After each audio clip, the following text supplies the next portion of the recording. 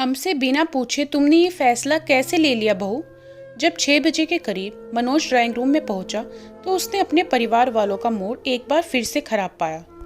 अपने सहयोगियों के दबाव में आकर नंदिनी ने अपने पति मनोज को फोन किया। ये सब लोग कल पार्टी देने की मांग कर रहे हैं, मैं इन्हें क्या जवाब दूं? मम्मी पापा की इजाजत के बगैर किसी को घर बुलाना ठीक नहीं रहेगा। मनोज की आवाज में परेशानी के भाव साफ झलक रहे थे। फिर इनकी पार्टी कब होगी? इस बारे में रात को बैठकर फैसला करते हैं। ओके। नंदी ने फोन काटकर मनोज का फैसला बताया तो सब उसके पीछे पड़ गए।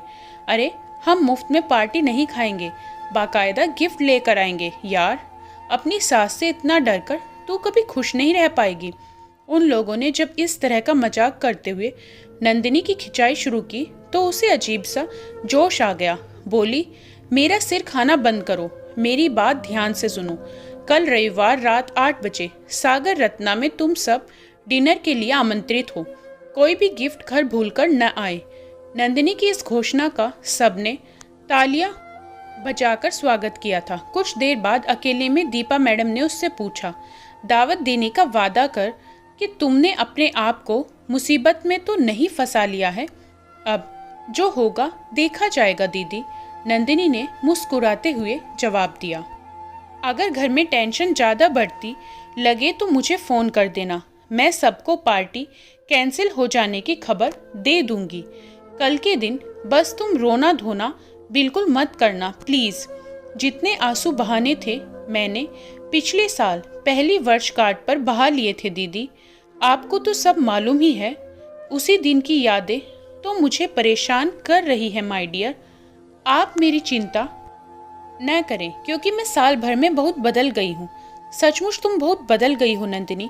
सास की नाराजगी, ससुर की डांट या ननंद की दिल को छलनी करने वाली बातों की कल्पना करके तुम आज कतई परेशान नजर नहीं आ रही हो। टेंशन, चिंता और डर जैसे रोग अब मैं नहीं पालती हूँ दीदी। कल रात दावत जरूर होगी, आप जीजाजी और बच्चों के साथ वक्त से पहुंच जाना, कहे नंदिनी उनका कंधा प्यार से दबाकर अपनी सीट पर चली गई। नंदिनी ने बिना इजाजत अपने सहयोगियों को पार्टी देने का फैसला किया है। इस खबर को सुनकर उसकी सास गुस्से से फट पड़ी। हमसे पूछे बिना ऐसा फैसला करने का तुम्हें कोई हक नहीं है बहू। अगर यहाँ के कायदे कानून से नहीं चलना है तो अपना अलग रहने का बंदोबस्त कर लो। मम्मी, वे सब बुरी तरह पीछे पड़े थे, आपको बहुत बुरा लग रहा है तो मैं फ़ोन करके सबको पार्टी कैंसिल करने की खबर कर दूंगी। शांत भाव से जवाब देकर नंदिनी उनके सामने से हटकर रसोई में काम करने चली गई। उसकी सास ने उसे भला बुरा कहना जारी रखा तो उनकी बेटी रश्मि ने उन्हें डांट दिया। मम्मी, जब भाभी अपनी मनमर्जी करने पर तुली हुई है तो तुम बेकार में शोर मचाकर अपना और हम सबका दिमाग क्यों खराब कर रही हो? तुम यहाँ उन्हें डांट रही हो और उधर में रसोई में गाना गुनगुना रही हैं। अपनी बेइज्जती कराने में तुम्हें क्या मजा आ रहा है? अपनी बेटी की ऐसी गुस्सा बढ़ाने वाली बात सुनकर नंदिनी की सास का पारा और ज्यादा चढ़ गया और वे देर तक उसके खिलाफ बड़बड़ाती रही। नंदिनी ने एक भी शब्द मुंह से नहीं निकाला। अपना काम समाप्त कर उसने खाना मेज पर लगा दिया। खाना तैयार है। उसकी ऊंची आवाज सुनकर सब डाइनिंग टेबल पर आ तो गए पर उनके चेहरे पर नाराजगी के भाव साफ नजर आ रहे थे। नंदिनी ने उस दिन एक फुल्का ज्यादा खाया। उसके ससुर जी ने टेंशन खत्म करने के इरादे से हल्का फुल्का वार्तालाप शुरू करने की कोशिश की तो उनकी पत्नी ने उन्हें घूर कर चुप करा दिया। नंदिनी की खामोशी ने झगड़े को बढ़ने नहीं दिया। उसकी सास को अगर जरा सा मौका मिल जाता तो वे यकीनन भारी कलेश जरूर करती।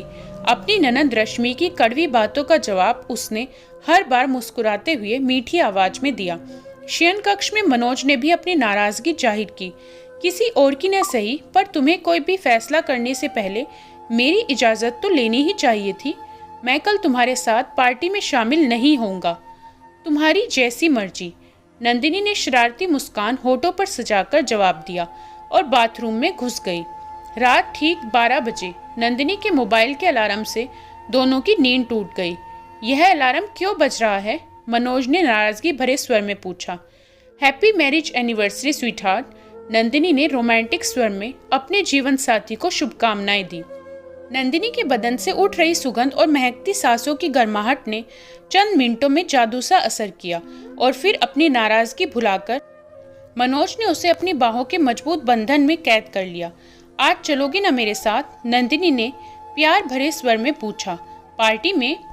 मनोज ने सारा लाड प्यार भुलाकर माथे में बल डाल लिए। मैं पार्क में जाने की बात कर रही हूँ जी, वहाँ तो मैं जरूर चलूंगा। आप कितने अच्छे हो। नंदिनी ने उससे चिपककर बड़े संतोष भरे अंदाज में आंखें मूंद ली। नंदिनी सुबह 6 बजे उठकर बड़े मन से तैयार हुई। आंखें खुलते ही मनोज ने उसे सज धज कर तैयार देखा तो उसका चेहरा खुशी से खिल उठा। You are very beautiful. अपने जीवन साथी के मुंह से ऐसी तारीफ सुनकर नंदिनी का मन खुशी से नाच उठा। खुद को मस्ती के मूड में आ रहे मनोज की पकड़ से बचाते हुए नंदिनी हंसती हुई कमरे से बाहर निकल गई। उसने पहले किचन में जाकर सबके लिए चाय बनाई, फिर अपने सास ससुर के कमरे में गई और दोनों के पैर छूकर आशीर्वाद लिया। चाय का कप हाथ में पकड़ते हुए उसकी सास ने चिड़े से लहजे में पूछा, क्या सुबह सुबह मायके जा रही हो बहू? हम तो पार्क जा रहे हैं मम्मी, नंदिनी ने बड़ी मीठी आवाज में जवाब दिया। सास के बोलने से पहले ही उसके ससुर जी बोल पड़े, बिल्कुल जाओ बहू, सुबह सुबह घूमना अच्छा रहता है। हम जाए मम्मी? किसी काम को करने से पहले तुमने मेरी इजाजत कब से लेनी शुरू कर दी बहू? सास नाराजगी जाहिर करने का यह मौका भी नहीं चूकी। आप नाराज न हुआ करो मुझसे मम्मी, हम जल्दी लौट आएंगे। किसी किशोरी की तरह नंदिनी अपने सास के गले लगी और फिर प्रसन्न अंदाज में मुस्कुराती हुई अपने कमरे की तरफ चली गई। वह मनोज के साथ पार्क गई जहां दोनों के बहुत से साथी सुबह का मजा ले रहे थे। फिर उसकी फरमाइश पर मनोज ने उसे गोकुल हलवाई के यहाँ आलू कचौड़ी का नाश्ता कराया। दोनों की वापसी करीब 2 घंटे बाद हुई। सबके लिए वे आलू कचौड़ी का नाश्ता पैक करा लाए थे, लेकिन यह बात उसकी सास और ननंद की नाराजगी खत्म कराने में असफल रही थी। दोनों नन्नी से सीधे मुंह बात नहीं कर रही थी। ससुर जी की आंखों में भी कोई चिंता के भाव साफ पड़ सकता था। उन्हें अपनी पत्नी और बेटी का व्यवहार जरा भी पसंद नहीं आ रहा था, पर चुप रहना उनकी मजबूरी थी। वे अगर नंदिनी के पक्ष में एक शब्द भी बोलते तो माँ बेटी दोनों हाथ धोकर उनके पीछे पड़ जाती। सजी धजी नंदिनी अपनी मस्ती में दोपहर का भोजन तैयार करने के लिए रसोई में चली आई।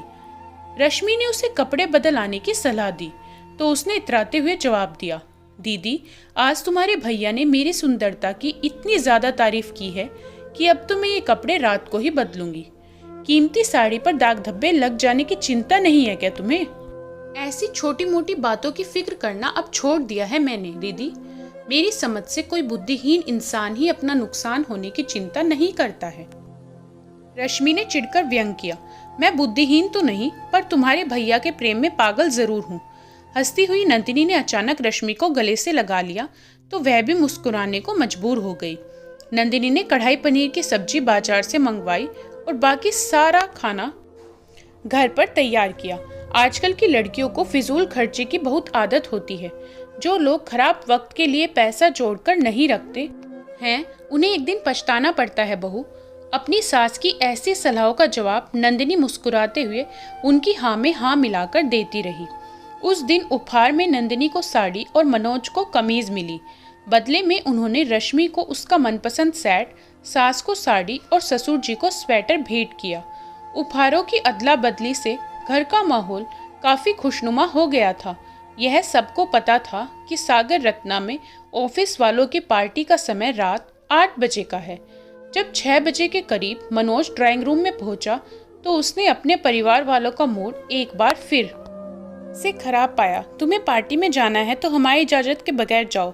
उसकी माँ ने उस पर नजर पड़ते ही कठोर लहजे में अपना फैसला सुना दिया। आज के दिन क्या हम सबका इकट्ठे घूमने जाना अच्छा नहीं रहता भैया? रश्मि ने चुभते लहजे में पूछा। नंदिनी ने पार्टी में जाने से इनकार कर दिया है।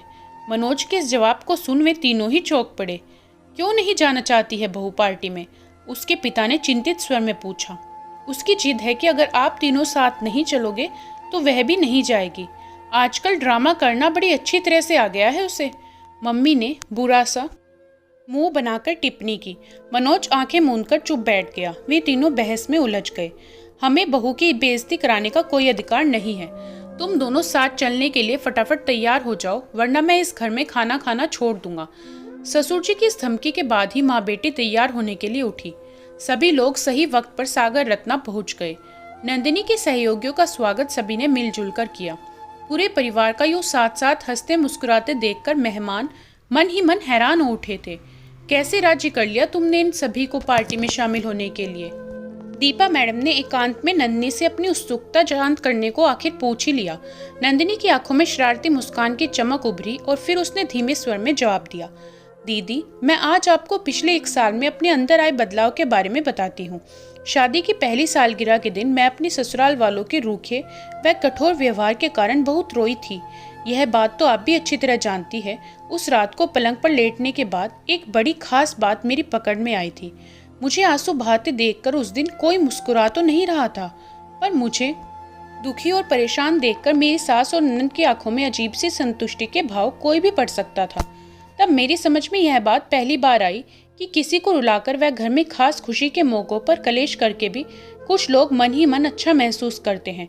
इस समझ ने मुझे जबरदस्त झटका लगाया और मैंने उसी रात फैसला कर लिया कि मैं ऐसे लोगों के हाथ की कठपुतली बन अपनी खुशियों व मन की शांति को भविष्य में कभी नष्ट नहीं होने दूंगी।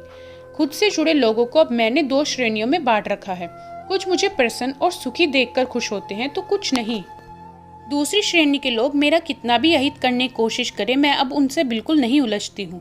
ऑफिस में सुरभि मुझे जलाने की कितनी भी कोशिश करे, मैं बुरा नहीं मानती। ऐसे ही राघव सर की डांट खत्म होते ही मुस्कुराने लगती हूँ।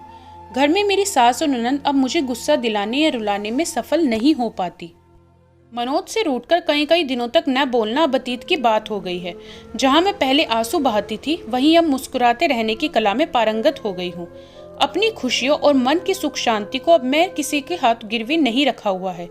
जो मेरा अहित चाहते हैं वे मुझे देखकर किलसते हैं और मेरे कुछ किए बिना ही हिसाब बराबर हो जाता है। जो मेरे शुभचिंतक हैं, मेरी खुशी उनकी खुशियां बढ़ाने में सहायक होती हैं और यह सबके लिए अच्छा ही है। अपने दोनों हाथों में लड्डू लिए मैं खुशी और मस्ती के साथ जी रही हूँ। दीदी, मैंने एक बात और भी नोट की है, मैं खुश रहती हूँ तो मुझे नापसंद करने वालों के खुश होने की संभावना भी ज्यादा हो जाती है। मेरी सास और ननद की यहाँ उपस्थिति इसी कारण है और उन दोनों की मौजूदगी मेरी खुशी को निश्चित रूप से बढ़ा रही है। दीपा मैडम ने प्यार से उसका माथा चूमा और फिर भावुक स्वर में बोली, तुम सचमुच बहुत समझदार हो गई हो नंदिनी। मेरी तो यही कामना है कि तुम जैसी बहू मुझे भी मिले। आज के दिन इससे बढ़िया कॉम्प्लीमेंट मुझे शायद ही मिले दीदी। Thank you very much. भाव विभोर हो नंदिनी उनके गले लग गई। उसकी आंखों से छलकने वाले आंसू खुशी के थे। दोस्तों, कैसी लगी आपको ये कहानी? कमेंट करके ज़रूर बताएं। वीडियो को लाइक करें, शेयर करें। चैनल पर नए हो तो सब्सक्राइब करना ना भूलें।